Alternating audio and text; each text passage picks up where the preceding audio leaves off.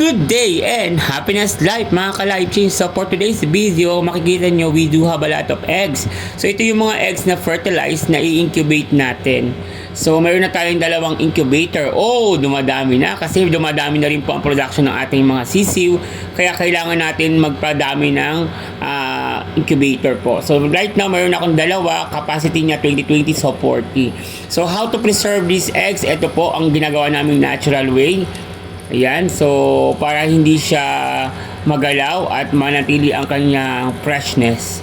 So after nyan, pagka naipon na siya, ilalagay na natin siya sa incubator. Ayan, so meron akong dalawa, as I said, dumadami na po ang ating egg. So kailangan nating mapadami na matuloy ng sisiw hanggat maganda ang egg production. So yan po yung lulan ng ating mga eggs, ng ating incubator, sorry. Ayan, may 20 pieces. Ayan po. At take note guys, meron ako kasing dalawang itlog na hindi napisa pero nakita namin na meron siyang pag-asa na mapisa. Kaya nilagay din namin again sa incubator para mapisa siya. So far so good. Ito pa yung dalawang natirang hindi pa napipisa. Ayan na, o mapipisa na siya ngayon. Nag-hatch na yung dalawa. So siya yung delay.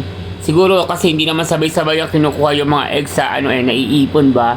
So ayan po yung dalawa, nag-hatch na. So, see you soon sa aking mga Rhode Island Red Chicken Mahogany and Red po. So, happy egging and happy chicken!